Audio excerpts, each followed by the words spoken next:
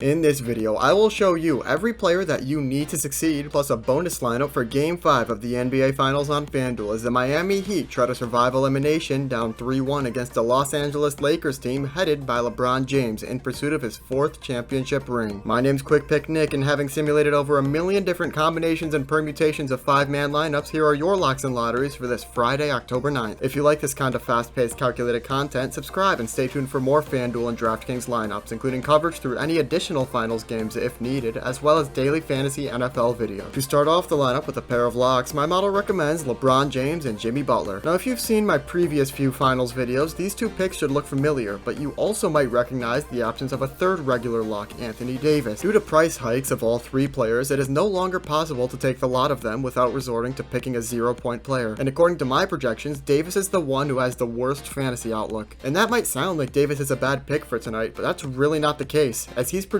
50 or more fantasy points in 3 of the 4 finals games so far, so he'll definitely get the points. It's just that after factoring in the prices of these players, James and Butler's projections are still the better option and fit in with the rest of the cast in terms of FanDuel pricing more easily. Another conversation to be had is whether Butler or James should be in the 2-time slot, with the other resorting to 1.5 times points. Both players appeared in the top 2 positions throughout the top 10 simulated lineups ranked by fantasy projections, and their positions at MVP or star alternated throughout. The projections are close enough that given their variances, it comes down to a feel thing where it's unpredictable as to who will score the most, so this is one of the rare cases where the numbers won't help in this situation. For me personally, I see this game going the Lakers' way because of LeBron putting up those massive numbers we've seen in years prior during his finals performances. James is one game away from leaving the bubble he's been trapped in for the past few months, claiming his 4th championship title and potentially finals MVP depending on his and Davis's performances tonight, and honoring Kobe donning his Mamba jersey alongside the rest of the Lakers in Game 5. To me, it seems like James cannot be stopped at this point from maybe even scoring 80 fantasy points. Now granted, Butler is not out of the conversation by any means, as he has been the most valuable players to the Heat throughout the entire playoff, but with Bam Adebayo back in the picture, his numbers might not be able to reach that 80-point mark once again. He can surely still put up 50 plus fantasy points, but it would seem as if LeBron is primed for the more explosive game. Alright, enough about the locks. For the remainder of this lineup, it'll be a lot less clear-cut than the prior finals contest. In games 2 through 4, we were able to lock in the top 3 options with the top 3 players, meaning that it was much easier to pick the bottom 2 utility players, but since that's not possible anymore, there are now 3 positions that need to be filled with varying FanDuel prices. That's why the back 3 players are all going to be lotteries, but as long as you take a combination of 3 of the 6 players I present in these alternate lineups, you should be fine for most contest formats. To start off with the first 3 in the top ranked option by projected fantasy points, my model selected Duncan Robinson, Jay Crowder, and Rajon Rondo,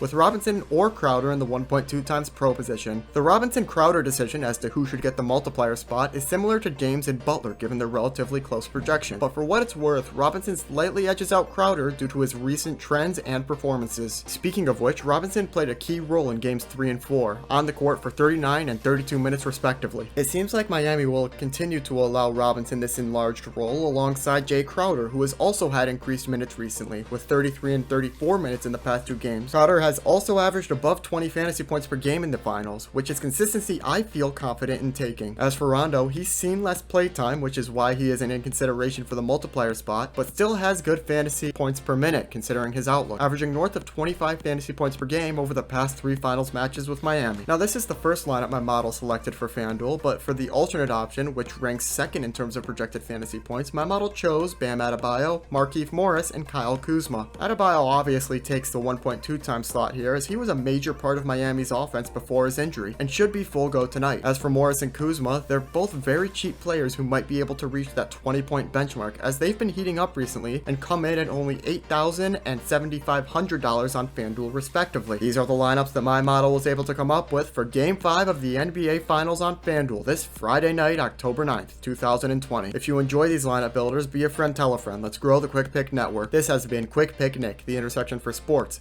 data analysis, and speed. Thanks for watching.